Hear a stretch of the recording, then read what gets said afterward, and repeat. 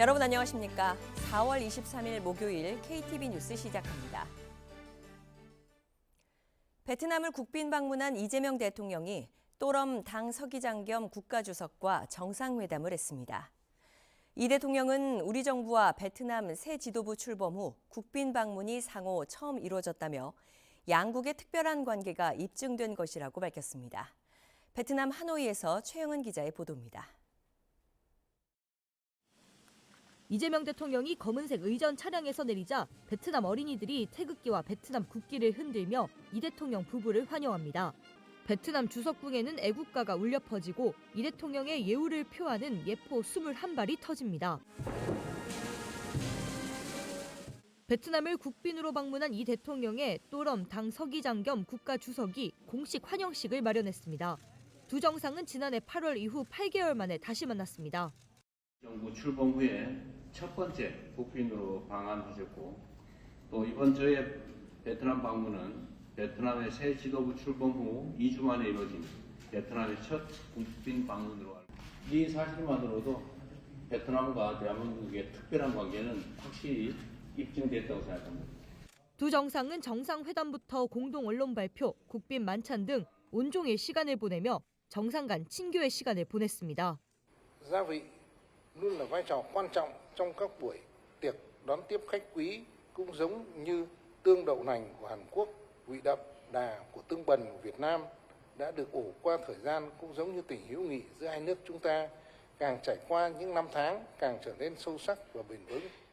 함께 나눈 비전과 약속들은 수많은 협력의 물줄기가 되어서 흐르고 마침내 양국 공동 번영이라는 큰 바다에서 함께 만날 것입니다.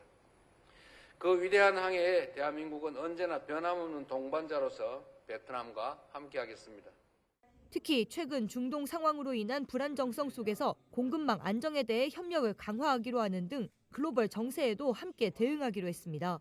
또 교역 규모를 획기적으로 확대하자는 데 공감대를 나타냈는데 현재 946억 달러인 양국의 교역액을 2030년까지 1,500억 달러로 확대한다는 목표입니다. 한편 청와대는 올해 이 대통령이 싱가포르와 필리핀, 인도네시아에 이어 베트남을 방문하며 아세안 국가 릴레이 정상외교가 이어졌다며 정치, 경제, 문화 등 제반 분야에서의 최상의 파트너십을 완성하는 계기가 됐다고 평가했습니다. 오늘 오후에는 양국 기업인과 정부 인사가 대규모 참여하는 비즈니스 포럼이 열립니다. 이 대통령은 포럼에 직접 참석해 양국 기업 간 AI, 에너지 전환 분야 등에 대한 협력 확대를 강조할 전망입니다. 하노이에서 KTV 최영은입니다. 이재명 대통령과 또럼 베트남 당 서기장의 정상회담 결과 양국 정부는 신규 원전 개발과 전력망 협력 등 양해각서 12건을 체결했습니다. 호치민시의 도시철도 사업에 참여하는 우리 기업의 철도 차량 수출도 확정됐습니다. 이혜진 기자입니다. 이재명 대통령의 베트남 국빈 방문과 정상회담을 계기로 양국 간 체결된 양해각서는 모두 12건. 양국 정부는 우선 베트남 신규 원전 건설과 전력 인프라 현대화를 위해 협력하기로 했습니다. 에너지 전환 등 한국과 베트남 간 전략적 협력의 새로운 지평을 넓히기 위함입니다. 호치민시 도시철도 사업에 1억 1천만 달러 규모 우리 기업 철도 차량 수출도 확정돼 있습니다. 이번 계약이 베트남의 철도 인프라 개선에 기여하길 바라며 베트남이 추진 중인 대형 교통 물류 인프라 사업에서 양국 간의 협력 확대로 이어지기를 기대합니다. 두 정상은 아울러 베트남 국가발전 비전으로 진행 중인 신도시 신공항 사업에서도 양국 인프라 협력의 모범 사례가 창출되도록 긴밀히 소통하기로 했습니다. 열처리 가금육 상호 수출도 합의돼 있습니다. 베트남의 110억 달러 규모 육류시장 진출 확대를 위한 기반이 마련된 겁니다. 식품의약품과 의료기기 안전성 협력 MOU도 체결돼 있습니다. 식품 안전 강화로 양국 간 교역은 더 활성화될 걸로 기대됩니다. 위조 상품 차단과 상표권 침해 방지를 위한 협력 체계도 구축하기로 했습니다. 아울러 이번 정상회담을 계기로 체결된 한국과 베트남 과학기술 혁신 협력 마스터 플랜 프레임워크를 바탕으로 AI와 반도체, 바이오 분야 공동 연구를 지원하고 연구 인재 양성도 양국이 함께 뒷받침하기로 약속했습니다. KTV 이혜진입니다.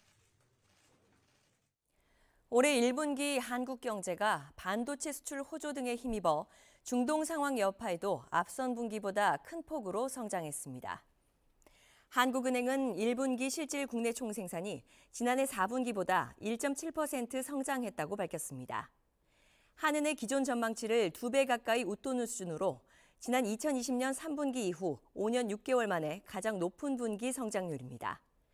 부문별로 수출이 반도체 등 IT 품목을 중심으로 5.1% 늘었고 설비와 건설 투자가 각각 4.8%, 2.8% 증가했습니다.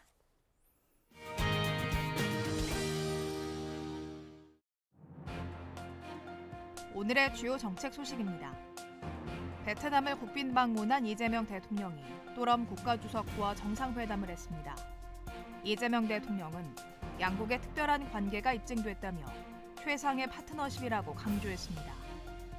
한국과 베트남 양국 정부는 신규 원전 개발과 전력망 협력 등 MOU 12건을 체결했습니다.